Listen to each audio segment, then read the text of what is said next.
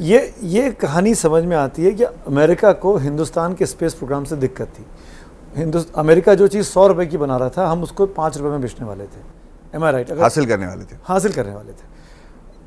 America ने साजिश रची, हमारे बड़े साइंटिस्ट को अमेरिका की साजिश का वो हिस्सा बने, जैसा कि लगता है। आई डोंट नो कि क्या सच्चाई है। तो कहीं ना कहीं इंडियन सिस्टम के लोग भी तो इन्वॉल्व होंगे। क्यों इंडियन पुलिस, केरल की सरकार, हिंदुस्तान की सरकार पे सवाल नहीं उठ रहे हैं? क्यों सिर्फ अमेरिका तक बातें रुक जा रही हैं? सही सवाल है। मुझे भी नहीं पता कि इसमें कौन इन्वॉल्व है। मैं नहीं कतई कह रहा हूँ कि अमेरिका इन्वॉल्व है।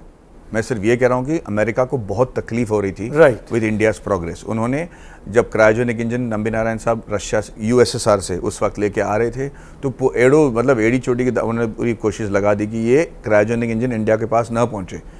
लीगैलिटी के, उनके कॉन्ट्रैक्ट के लीगैलिटी के थ्रू ही नंबी नारायण साहब अपनी क्या बोलते हैं सामर्थ्य के साथ और इंटेलिजेंस के साथ वहाँ से इंजन ले आ पाए। टेक्नोलॉजी ट्रांसफ़र तो देने रहे थे, पर इंजन लेके आए।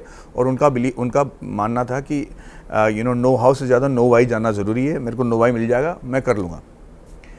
पर आज तक हम नंबी नारायण के बारे में सुने ही नहीं। इतना सब कुछ केस हो गया साहब। बिल्कुल।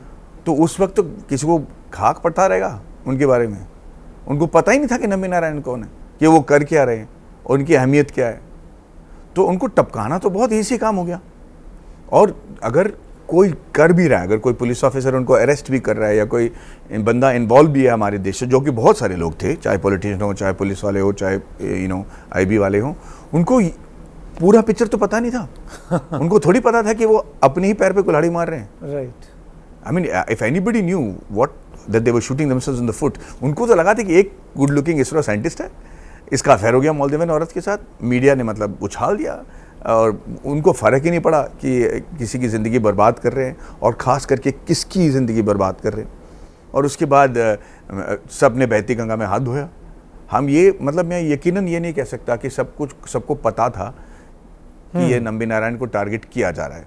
पर एक इंसान है जिन्होंने नंबी नारायण साहब का नाम इस केस से जोड़ा, ये जानते हुए कि इसमें कोई सच्चाई नहीं है। मतलब मैं आपको इसकी होपलेसनेस बता देता हूँ। नंबी नारायण साहब पे ये इल्ज़ाम था कि उन्होंने rocketry secrets of Indian cryogenic rocketry secrets Pakistan को बेच दिया। क्रायोजेनिक तो हमारे पास आज भी नहीं है ढंग का, अभी बन रहा है, मतलब थोड़ी बहुत है। उस वक्त तो दूर दूर तक हमारे पास क्रायोजेनिक प्लान था नहीं।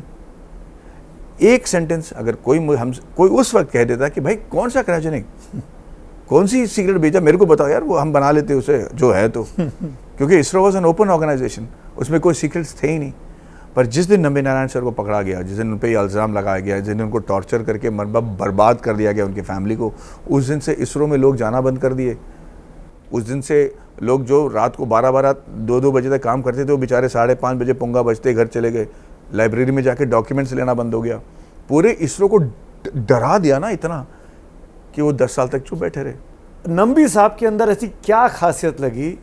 क्योंकि ये 16, 18, 20 साल तक लड़ते रहना अपने अधिकारों के लिए, ये आम इंसान के बस की बात नहीं है। जो भी तब जब आपको देशद्रोही कहा जाए, आपको जासूस कहा जाए, वो भी पाकिस्तान के हाथों बिका हुआ। ऐसा क्या दिखा कि आदमी लड़ रहा है और आज भी लड़ रहा है? नंबी नारायण साहब की हिम्मत देखें। उन पर ये इल्ज़ाम लगाया कि वो देशद्रोही हैं, कि उनका अफेयर हुआ है, उनकी फैमिली को बर्बाद कर दिया गया। उनके खिलाफ गवर्नमेंट है, उनके खिलाफ मीडिया है, उनके खिलाफ केरला पुलिस है, उनके खिलाफ सेंट्रल गवर्नमेंट है। सोचिए इस आदमी को घर से बाहर निकलने के लिए क्या हिम्मत लगानी पड़ेगी उस वक्त 94 में।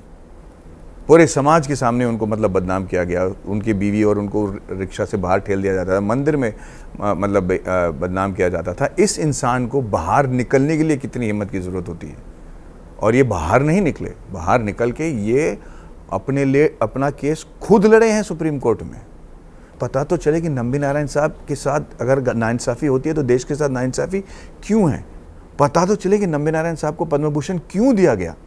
और जब वो कहानी की ओर आप मुड़ोगे ना सर, आप बौखला जाओगे।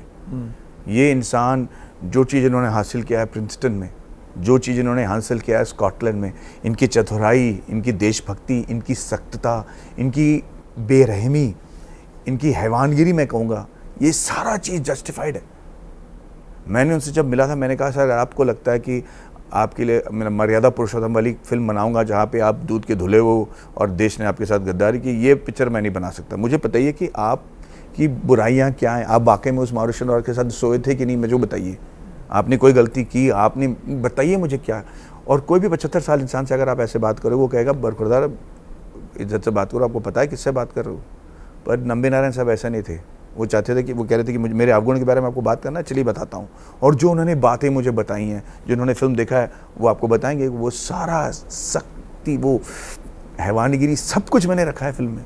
और इसके बावजूद हम जस्टिफाई कर पाएंगे कि ये हमारे देश के लिए इतने मुख्य अंश क्यों हैं, क्या क्या इन्होंने देश के लिए और क्या प्राइस पे किया इन्होंने ये करने के लिए, which is why I made the film on his achievements.